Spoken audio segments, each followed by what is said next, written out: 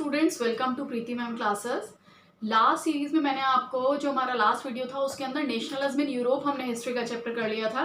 इस बार आपके दो ही चैप्टर आ रहे हैं इसमें, एक नेशनलिज्म इन यूरोप है और एक nationalism in India. Nationalism in Europe हमने लास्ट टर्म पे पूरा मैंने आपको एनसीईआरटी से पेज बाय पेज एक्सप्लेन किया था। आज हम चैप्टर स्टार्ट करें नेशनलिज्म इन इंडिया, ये भी हम एनसीईआरटी से ही करेंगे। बुक और पेन लेकर बैठिए, क्वेश्चंस मैं आपको साथ में लिखवाती जाऊंगी जैसे पैरा एक्सप्लेन होंगे। अब देखिए पेज नंबर 53 से हमारा चैप्टर स्टार्ट होता है नेशनलिज्म इन इंडिया। तो सबसे पहले तो हम देखेंगे व्हाट इज नेशनलिज्म। इसमें जो पहला ही क्वेश्चन आता है आपका हेडिंग से, व्हाट इज नेशनलिज्म। तो what is nationalism? Nationalism means a sense of pride towards the country or towards the nation, a sense of pride, a sense of love, a sense of affection to the nation, towards the nation। ठीक है, जो अपने देश के लिए प्यार की एक भावना होती है, एक देश के लिए अफेक्शन की भावना है और आपके अंदर जो एक गर्व की भावना अपने देश के लिए होती है उसको नेशनलिज्म कहा जाता है। पैरा स्टार्ट करते हैं। फर्स्ट पैरा, इस पैरा के अंदर आपको एक्सप्लेन किया गया है कि you have see modern nationalism in Europe, के जैसा कि हमने लास्ट चैप्टर में पढ़ा कि मॉडर्न नेशनलिज्म यूरोप के अंदर आ चुका था। And the formation of nation states, आपने पढ़ा कि किस तरीके से फॉरेन के अंदर नेशन स्टेट्स बनने लगे थे और अब लोगों के अंदर एक चेंज आ रहा था। It meant to change people's understanding of who they are. क्या कर रहे थे? Who they were. लोगों के अंदर अब एक ही अंडरस्टैंडिंग आ रही थी कि वो लोग कौन है। And what defined their identity, उनकी आइडेंटिटी क्या है, वो कौन है, कहाँ से बिलोंग करते हैं, sense of belonging. New symbols and icons, new songs and ideas, forge new link and redefine the boundaries of communities. और जैसा कि हमने चैप्टर 1 में पढ़ा कि नेशनलिज्म के अंदर क्या नए नए आइकन्स बनाए थे, जो हमारे नेशनल मूवमेंट में जो पार्टिसिपेट कर रहे थे लोगों ने नए नए आइकन बनाए, हाइम्स बनाए, सॉन्ग्स बनाए अपने देश के लिए। तो अब ये क्या हुआ था, अब ये फैलने लगा था, यूरोप से बाहर निकल गया था। अब ये नेशनलिज्म का जो एक रिवॉल्यूशन चल रहा था ये यूरोप से बाहर निकला और एशिया तक आ गया था।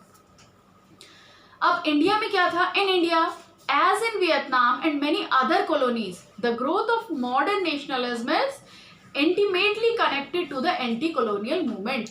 इंडिया के अंदर जैसा कि वियतनाम और दूसरे देशों में हो रहा था, नेशनलिज्म का मतलब था एंटी कॉलोनियल होना। एंटी कॉलोनियल यानी कॉलोनियलिज्म के खिलाफ। कॉलोनियलिज्म मैं एक्सप्लेन कर चुकी हूँ। What is colonialism? ब्रिटिशर्स। हम कौन थे? ब्रिटिशर्स ने हमारे ऊपर कब्जा बनाया और हम लोगों को अपनी एक कॉलोनी बना लिया, इंडिया को अपनी एक कॉलोनी बना लिया।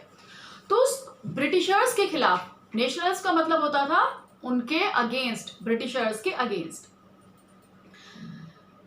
People begin discovering there unity in the process of their struggle with colonialism, के लोग जो डिस्कवर कर रहे थे अपनी यूनिटी कि हम सब एक साथ कब होंगे? जब हम सब कॉलोनियलिज्म के खिलाफ होंगे, ब्रिटिशर्स के खिलाफ होंगे। The sense of being oppressed under colonialism provide shared bond. और ये जो लोग सभी ऑप्रेस थे, बच्चे हिंदू हो, मुसलमान हो, अमीर हो, गरीब हो, सभी को परेशान कर रहे थे ब्रिटिशर्स। किसी से टैक्स ले रहे थे, किसी से मजदूरी करवा रहे थे। तो इससे क्या हुआ, जितने भी ग्रुप थे, जितने लोग थे, जितनी हमारे यहाँ सोसाइटी में क्लासेस थी, सब लोग परेशान थे उससे। और उनको एक चीज क्या जोड़ रही थी आपस में? एक चीज जोड़ रहा था उनका एंटी कॉलोनियल होना, कि ब्रिटिशर्स के खिलाफ होना। अब उसमें सभी लोग एक ये कॉमन बिलोंगिंग हो गई सबके अंदर। सब क्या है? गुलाम है, ब्रिटिशर्स के गुलाम है। तो वो एक साथ यूनाइट होना था उनको अब इनसे आजाद होने के लिए। Shared bond that tied many different groups together, और यही एक बॉन्ड थी जो बहुत सारे ग्रुप्स, अलग अलग ग्रुप्स को एक साथ बांध रही थी। But each class and group felt the effect of colonialism differently, पर हर ग्रुप का, हर सोसाइटी की हर क्लास का जो कॉलोनियलिज्म के खिलाफ एक लड़ने का जो उद्देश्य था वो अलग था।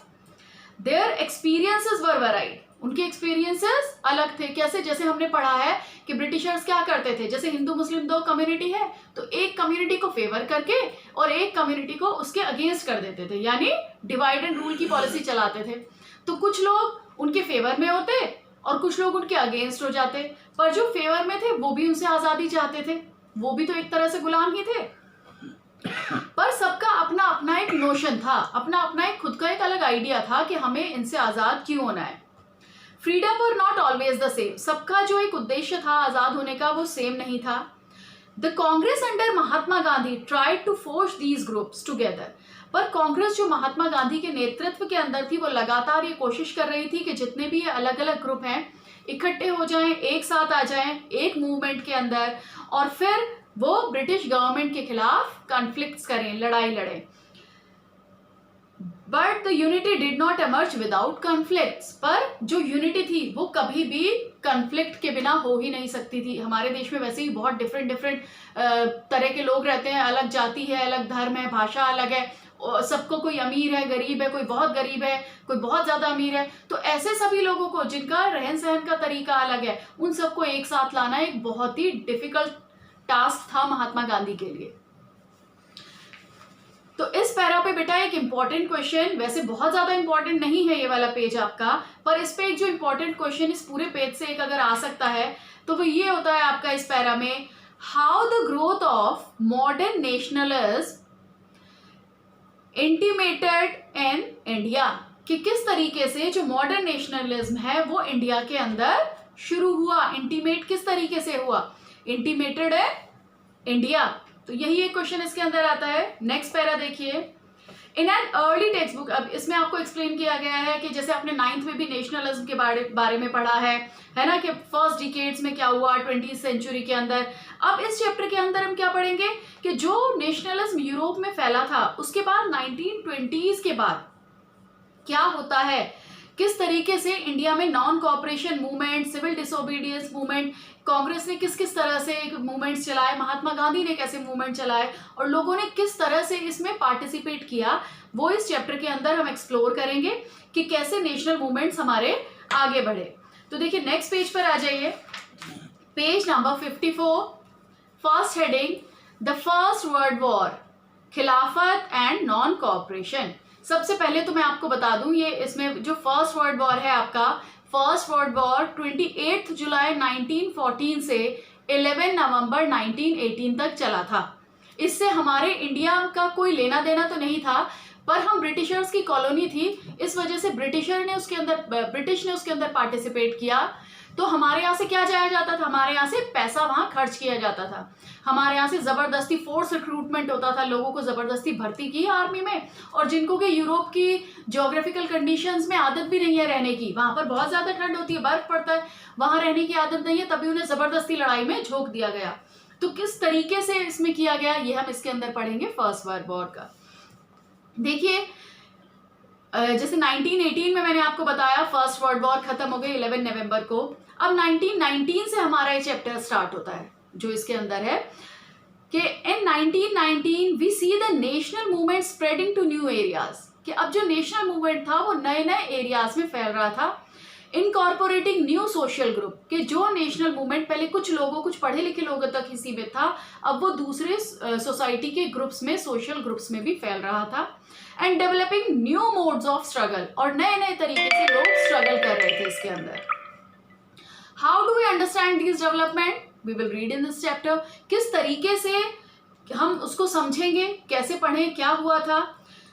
First of all the war created a new economic and political situation. सबसे पहले तो जो फर्स्ट वर्ल्ड वॉर था उसने इंडिया के अंदर एक नया ही इकोनॉमिक, पैसे से रिलेट होता है इकोनॉमिक, और पॉलिटिकल, राजनीति। तो इन राजनीति और इकोनॉमी यानी मनी और पॉलिटिक्स दोनों की सिचुएशन को बिल्कुल चेंज कर दिया था। It led to huge increase in defence expenditure. लड़ाई ब्रिटेन लड़ रहा था यूरोप में, पर उसका सारा खर्चा कहाँ से जा रहा था, इंडिया से जा रहा था। तो वहां पर क्या हुआ, डिफेंस के ऊपर बहुत ज्यादा एक्सपेंसेस हो रहा था, which was financed by war loans and increase taxes. और जिसको किस तरीके से इंडिया पर डाला गया, थोपा गया कि टैक्सेस बढ़ा दिए गए। वहां खर्चा हो रहा था तो सारा जो वॉर का जो एक्सपेंसेस था वो हमारे ऊपर लगा दिया गया, टैक्सेस बढ़ा दिए गए।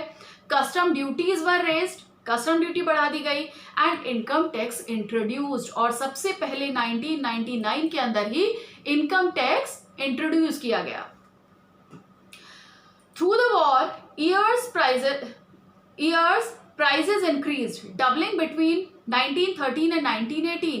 के वॉर के चलते समय ही क्या हुआ, कीमतें अचानक से दुगनी कर दी गई। 1930 से 1918 तक आते आते ही सामान की जो कीमतें थी वो दुगनी हो गई।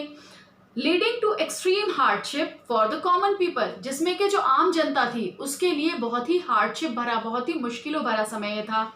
Villagers were called upon two supply soldiers, गांव में जा जाके कैंप लगाते, वहां के गांव के लोगों को जबरदस्ती भर्ती कर लिया करते थे सोल्जर्स में।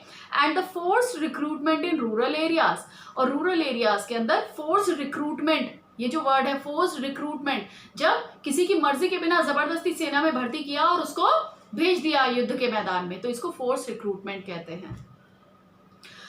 In rural area caused wide spread anger, जिसकी वजह से जो गांव के लोग थे उनके अंदर बहुत ज्यादा गुस्सा था। Then in 1918 to 1919 and 1920 to 21 crop failed in many parts of India, के एक तरफ तो टैक्सेस बढ़ा दिए गए, लड़ाई चल रही थी फ्रंट पर, ब्रिटिशर हमारे यहाँ से हमारे देशवासियों को सैनिकों के तौर पे जबरदस्ती भर्ती करके भेज रहा था यूरोप में लड़ने के लिए, और दूसरी तरफ इंडिया के अंदर क्रॉप फेलियर भी हो गया, फसलें खराब हो गई इन ईयर्स में 18 से लेके 21 तक, resulting in acute shortage of food, जिसकी वजह से खाने की एक्यूट बहुत ज्यादा शॉर्टेज हो गई। This was accompanied by an influenza epidemic, और उसके ऊपर और क्या एक बुरी चीज हुई कि एक बीमारी, महामारी फैल गई।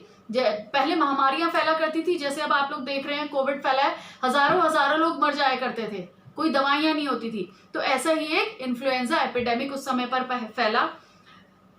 According to the census of 1921, एक जो मेजर किया गया census, 12 to 13 million people perished as a result of famines and the epidemic, के करीब 12 से 13 मिलियन लोग बर्बाद हो गए, उसमें खत्म हो गए इस फेमाइन और एपिडेमिक की वजह से, इन लड़ाई दंगों की वजह से, बीमारियों की वजह से, भूकंप, जो अकाल पड़ा था, फसलें खराब हो गई थी, इन सब की वजह से। People hope that their hardship would end after the war was over, अब लोगों को लगता था कि जहां पर ब्रिटिश लड़ रहा है, अगर लड़ाई खत्म होगी तो शायद हमारी ये प्रॉब्लम सॉल्व हो जाए, शायद हम आजाद हो जाएं। But that did not happen, पर ऐसा हुआ नहीं। ब्रिटिशर्स ने उसको, इंडिया को फिर भी हमें आजाद नहीं किया वर्ल्ड वॉर खत्म होने के बाद भी। At this stage a new leader appeared and suggested a new mode of struggle, और ऐसे ही समय पर एक नए लीडर आए जिन्होंने एक नया तरीका स्ट्रगल करने का देशवासियों को बताया। ओके, तो इस वीडियो के अंदर पेज 54 तक ही मैं ये वाला पैरा तक एक्सप्लेन कर रही हूँ। नेक्स्ट वीडियो में द आइडिया ऑफ सत्याग्रह में आपको एक्सप्लेन करूंगी। एनसीईआरटी बुक को साथ में लेके, पेंसिल लेके ही आप इस वीडियो को देखें तो आपको समझ आ जाएगा। अब इसके ऊपर इस पैरा पे जो एक क्वेश्चन है वो नोट कर लो, व्हाट आर द कॉन्सिक्वेंसेस और effect of first world war, तो इस पैरा में ही ये आंसर है इसका कि फर्स्ट वर्ल्ड वॉर के इफेक्ट क्या हुए, है ना, या उसके कॉन्सिक्वेंसेस क्या है। कॉन्सिक्वेंसेस क्या होता है, रिजल्ट, तो उसके क्या इफेक्ट हुए फर्स्ट वर्ल्ड वॉर के इंडिया में, ये आपका इसी पैरा के अंदर आंसर है। नेक्स्ट वीडियो के अंदर हम द आइडिया ऑफ सत्याग्रह से करेंगे। ओके।